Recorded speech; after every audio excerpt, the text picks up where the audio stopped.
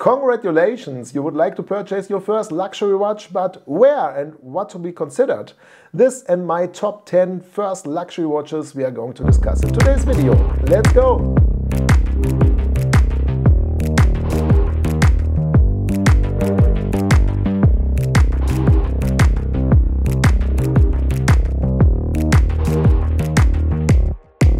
Hi, hello and welcome my friends to the topic the first luxury watch. So if you do have already a small entry-level collection and you would like to go the next step, or you would like to purchase directly a luxury piece, I would like to give you today some hints, some tips what to consider before you pull the trigger, or yourself have some great tips for the community and myself. So leave a comment in the comment section, my friends. But without further ado, let's check out first what to be considered before you purchase your first luxury watch. Let's go!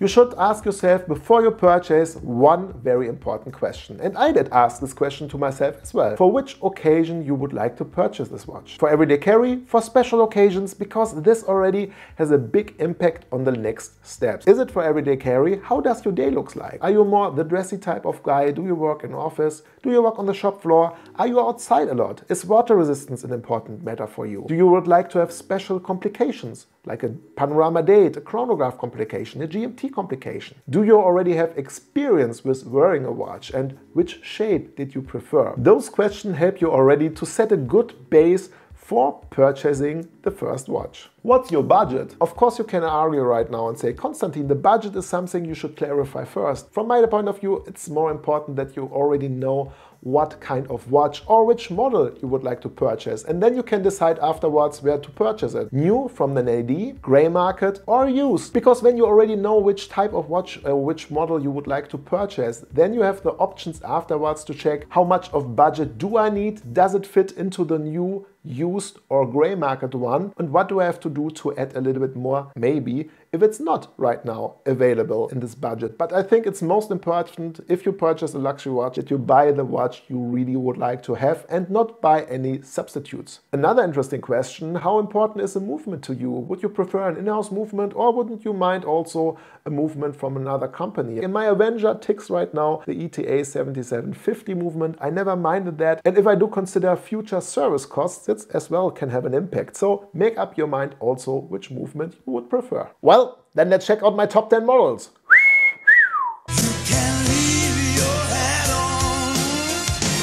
I would say let's start first with Breitling, because I think Breitling has some very interesting entry-level models. I would like to start here with the Breitling Avenger.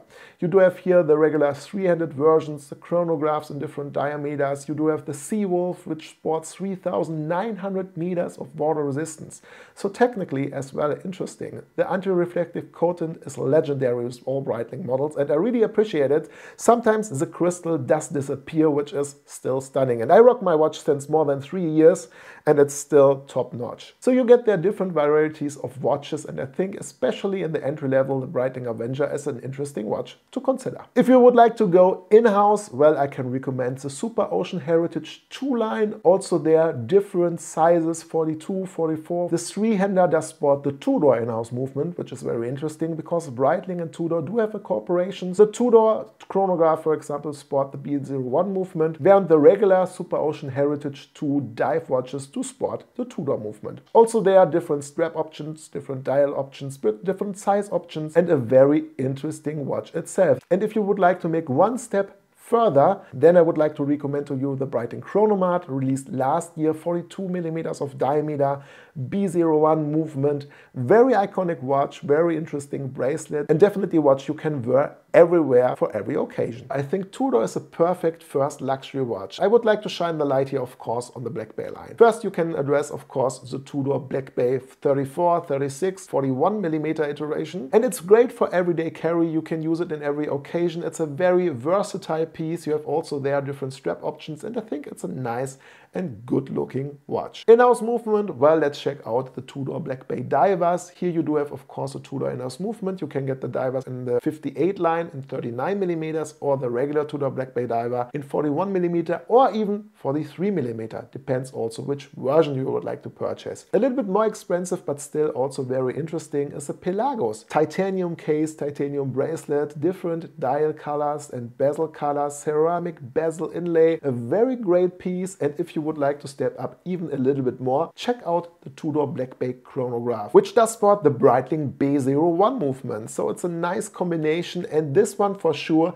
especially used, you can pick up for an interesting and very competitive price. I do think you should take also ZINN into consideration. Here on the one hand, the ZINN 103 chronograph, to me it does have this new old stock charm. Design wise it remembers me a little bit of the Breguet Type 20. You do have here in the ZENITH SW500 movement inside Hazellite crystal. You can upgrade of course to sapphire crystal, but I think especially the Hazellite crystal iteration is a very interesting, very good looking. Throw a leather strap, a bracelet or a NATO strap on it and you will change the watch directly. Very versatile piece, and as an everyday carry and first luxury piece, for sure a great contender. The second watch from ZINN is of course a 903, which from my point of view is a better Navi timer, better water resistance. Well, no in-house movement, but the heritage is there. It's interlinked with the Navi timer's history like no other piece. It stands for its own. It's not as expensive of course as a Navi timer. Anti-reflective coating as well as legend with ZINN, especially with the 903. I wasn't sure whether I should include PANERAI here, but I think PANERAI Luminor is definitely an interesting first luxury watch. The history is there, and if you consider three major things, 8-day movement, sandwich dial, 300 meters of water resistance, I think then you get a very interesting and great watch. The strap options are awesome. You can get the rubber strap, also a bracelet if you fancy that, but most beautiful I do think the PANERAIs do look. On the leather strap, a very interesting dive watch, which doesn't look like a regular dive watch and could be pulled off also to more dressier occasions. PANERAI Luminor, a great dive watch and definitely an interesting first luxury piece. You prefer a little bit more elegant watch? Let's discuss the ZENITH Defy. Here the 3-hander version with a light movement, and there you have the option with a normal dial or a skeletonized dial. Of course also the bracelet, rubber or leather strap options. I myself would fancy here of course a skeletonized dial version, and also if you compare them prices, grey market prices or used prices, this watch really is interesting. And I think especially on the used market you can find really great deals for the Defy with a light movement. Don't roll your eyes, but I do think the TAG Heuer Carrera is definitely a great first luxury watch. It is an iconic design, the history is there, you can get it with in-house movement but also with ETA/Sellita movements inside, and there is, I think, a Carrera for everyone's taste. Elegant version, more sportier version, plain dial, skeletonized dial, leather strap, rubber strap or bracelet. From my point of view, the Carrera deserves a place on this list. That is definitely a great watch to start with. Too sporty again, let's discuss Grand Seiko. Grand Seiko built really dressy watches, beautiful finish. In terms of the price level, you get here